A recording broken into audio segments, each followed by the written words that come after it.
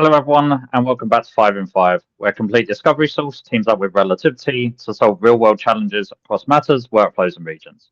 I'm Mark Anderson, Managing Director for EMEA at CDS, and today we're diving into a topic that's become absolutely central across Europe and the UK, and that's data subject access requests.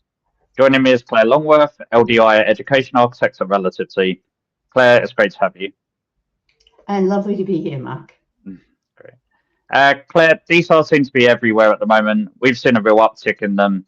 Why are they becoming such a common request for organizations to respond to? There's a few major shifts. First, privacy laws like the GDPR and UK GDPR, and obviously similar global regulations have expanded that individual right. People simply have more power over their data than they used to. We're also seeing a real rise in public awareness. Media coverage, know your rights are much more mainstream. Add to that the current economic climate. So when redundancies happen, often this will lead to employees exercising that DSAR right and and of course that increases volume spikes for organizations. They're also used tactically in disputes, especially employment matters, and regulators across Europe are enforcing more aggressively. Put simply, awareness is up, rights are stronger, and the consequences for getting it wrong are steeper. Yeah, and we're definitely seeing that with our clients. So with the demand skyrocketing, organizations need speed. How is Relativity helping their clients to access DSAR data quickly and most importantly, cost effectively? So Relativity One is definitely trying to streamline that entire DSAR lifecycle from collection all the way through to production. Pre-configured workflows, automation, and self-service options reduce a lot of that operational overhead that you used to have.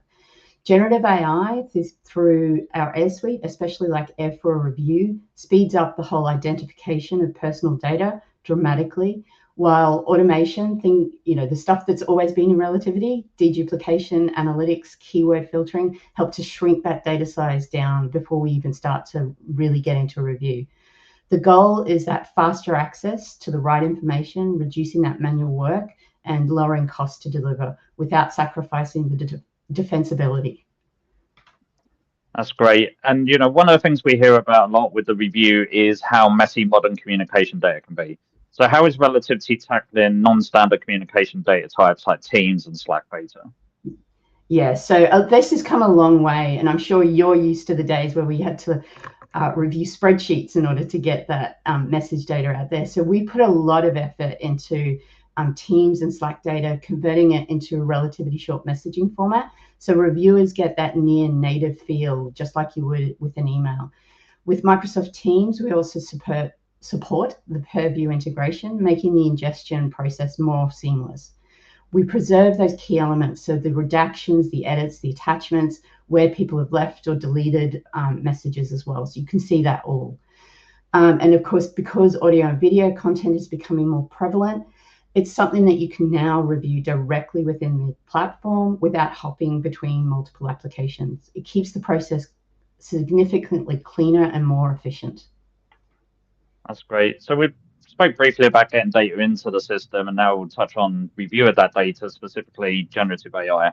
So how are your clients using your generative AI suite for DSARs, and what sort of feedback have you heard on that usage?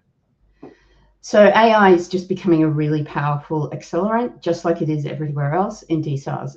It helps identify that personal data and sensitive information far more quickly. The transparency is also very crucial, so being able to give you the citations and rationales you need. Clients tell us it reduces that manual burden dramatically, particularly in high volume requests, and lowers the compliance risk because the AI is consistent and meticulous, and you can actually see that with the feedback you're getting from it. Tools like Air Assist are also something that we're putting a lot of development work into to help improve the whole process from cradle to grave in DSAR matters.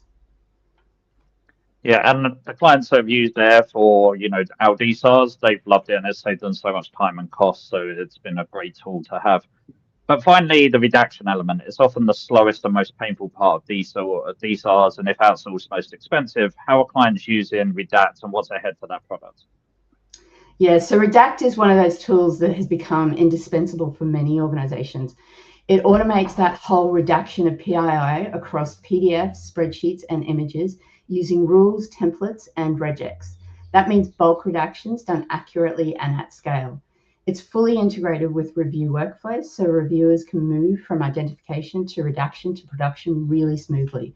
Long term, we are continuing to enhance the automation and make the tool even more efficient for large volume DSAR programs.